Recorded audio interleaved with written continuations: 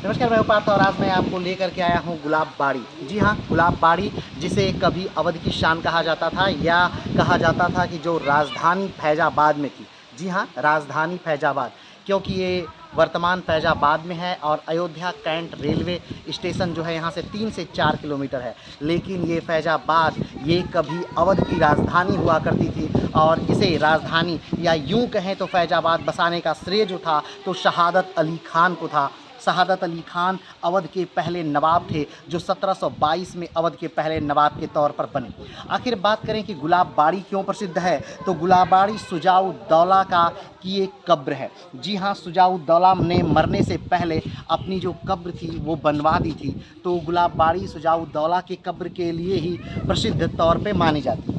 अगर हम विस्तार से गुलाब बाड़ी के बारे में बात करें या हम विस्तार से बात करें यहाँ शुजाउद्दौला के बारे में, तो शुजाउद्दौला का जो शासन काल रहा वो 1754 से लेकर के 1775 तक रहा।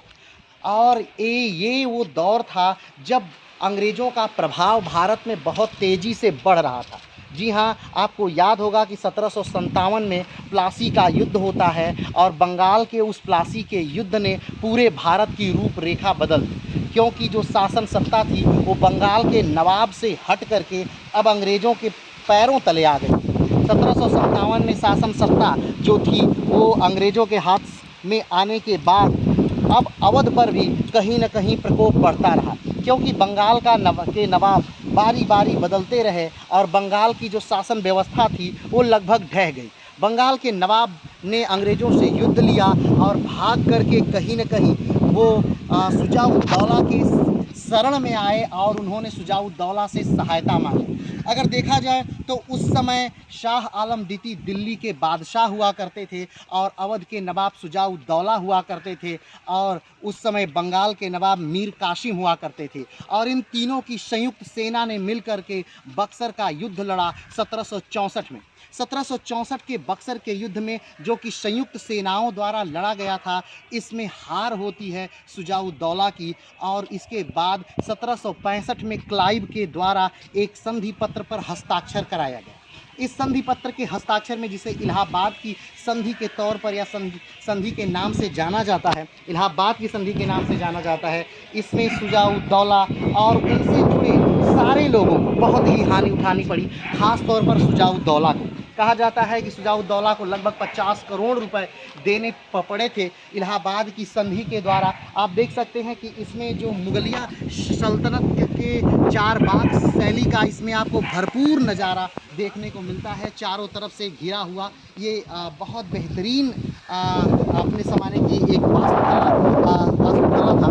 कहा जाता है कि शुजाउद्दौला ने ऐसे अपने मृत्यु से पहले ही बनवा लिया था। कहा जाता है कि जो सफदरजंग यानी शुजाउद्दौला के जो पिताजी थे सफदरजंग, उनको मृत्यु के बाद पहले यहीं दफनाया गया था, लेकिन बाद में उनको जब उनका मकबरा बन गया दिल्ली में, तो उनको ले जाकर के दिल्ली में दफना दिया गया। शुजाउद्दौला से जुड़ी एक और चीज़ है, एक और विशेषता है शुजाउद्दौला से जुड़ी, और वो ये है कि जब 1761 का पानीपत का तृतीय युद्ध हुआ था, उस समय शुजाउद्दौला ने अहमद शाह अब्दाली का साथ दिया था और उस युद्ध में मराठों की बहुत बुरी हार हुई थी। और उस युद्ध में जो मराठा सेना नायक थे, चाहे वो विश्वासराव हों या सदाशिवराव भाऊ हों, उन दोनों लोगों की उसमें मृत्यु हो जाती है। और उस 1761 के पानीपत के तृतीय युद्ध के बाद मराठे बहुत कमज़ोर हो गए थे और उस कमज़ोरी का लाभ उठाकर ही कहीं न कहीं अंग्रेज़ों ने इस पूरे भारतवर्ष पर लगभग कब्जा कर लिया।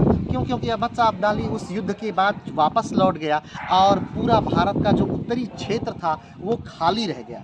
तो उस गैप को पूरा करने के लिए अंग्रेज़ों ने उस गैप को कहीं न कहीं भर दिया और धीरे धीरे इस पूरे भाग पर कब्जा कर लिया। शुजाउद्दौला के समय की और भी कई घटनाएं हैं, जैसे हम बात करें प्लासी का युद्ध, बक्सर का युद्ध, पानीपत का तृतीय युद्ध, मीर कासिम का भाग करके शुजाउद्दौला के पास आना, मीर कासिम का शुजाउद्दौला से सहायता मांगना, क्लाइव ने 1765 में इलाहाबाद की शुजाउद्दौला के साथ संधि की, बनारस की संधि, हेस्टिंग द्वारा बनारस की संधि भी शुजा-उद-दौला को कहीं न कहीं भारी पड़ी। जो इलाहाबाद का एरिया था, कड़ा-मानिकपुर का एरिया था, वो फिर से शुजा-उद-दौला को दे दिया गया और शुजा-उद-दौला पे बहुत ज़्यादा कर कहीं न कहीं थोप दिया गया। तो ये मेरे पीछे का जो इलाका आप देख रहे हैं, ये भी काफ़ी खूबसूरती से इस पूरी इमारत को बनाया गया है। चूने पत्थर का इसमें बेहतरीन प्रयोग किया गया है। बस अंतर इतना है इसमें और ताज में कि ताज में खूबसूरत संगमरमर का प्रयोग है और इसमें वो संगमरमर का प्रयोग नहीं है। अब इसका भी कारण है क्योंकि ये अवध के नवाब थे, ये अवध के तीसरे नवाब थे और वो पूरे मुल्क हिंदुस्तान के बादशाह के तौर पर शाहजहाँ जाने जाते थे। तो अगर हम देखा जाए तो कुल कितने अवध में नवाब हुए, तो लगभग 10 अवध में नवाब हुए और उन नवाबों ने नवाबियत विकसित की। कहा जाता है शुजा-उद-दौला के जो पुत्र थे आसफ़-उद-दौला ने ही फैज़ाबाद से राजधानी उठा करके और उन्होंने लखनऊ बना दी। जब से फैज़ाबाद की राजधानी क्षेत्र को हटाया गया, आसफ़-उद-दौला ने जब से राजधानी क्षेत्र को लखनऊ बनाया, उसके बाद से ही फैज़ाबाद का हास शुरू हो गया और धीरे धीरे वो समय आया कि फैज़ाबाद अपने लगभग पतन पर आ गया। और इसका भी एक मूल कारण था। मूल कारण ये कि जो आसफ़-उद-दौला थे, उनसे और उनकी जो माँ थी, उनमें काफ़ी खींचतान चल रही थी और वो समय था एक ऐसा जिसमें धन प्राप्ति की होड़ थी। तो जब भी आसफ़-उद-दौला से अंग्रेज़ पैसा मांगते तो आसफ़-उद-दौला एक तरह से अपने जो बेगमें थीं अवध की, उन पर टाल दिया करते थे। तो उस समय के जो अंग्रेज़ ऑफिसर थे, उन्होंने आसफ़-उद-दौला को खुली छूट दी कि आप जाइए बेगमों से ले लीजिए। तो इसी घटना को, इस पूरे घटना को ही कहा जाता है अवध के बेगमों की लूट, और उसमें काफ़ी बड़ी संख्या में और काफ़ी बुरे तरह से अवध के बेगमों की लूट हुई थी। शुजा-उद-दौला के बाद अगर देखा जाए तो अवध की जो शान-ओ-शौकत थी वो धीरे धीरे घटने लगी थी, क्योंकि इसके बाद अंग्रेज़ों का हस्तक्षेप अवध के क्षेत्र में, या यूँ कहें तो बंगाल, अवध, मराठा, मैसूर, इस सारे क्षेत्रों में अंग्रेज़ों का हस्तक्षेप बहुत तेज़ी से बढ़ने लगा था। शुजा-उद-दौला के जो पिताजी थे सफदरजंग, वो भी काफ़ी बेहतरीन व्यक्तियों में से एक माने जाते थे। उन्होंने दिल्ली की राजनीति को बहुत ही बेहतरीन ढंग से चलाया था। लेकिन एक समय ऐसा आया कि एक बेहतरीन साजिश करके एक पुरानी दिल्ली में एक बहुत बड़ा युद्ध हुआ और फिर उनको यानी सफदरजंग को वहाँ से कभी न कहीं हटना पड़ा और फिर से वो इसी अवध वाले क्षेत्र में रहने लगे। लेकिन उनके कब्र को बाद में वहीं दिल्ली में ज़मीन मांग करके तो दिल्ली में ही बनाया गया।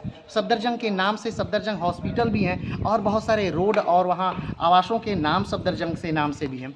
ये अवध वास्तविकता में स्थापित तब हुआ जब शहादत अली खान ने 1722 में इस अवध को स्थापित किया और 1739 तक उन्होंने निर्बाध रूप से इस अवध में शासन किया।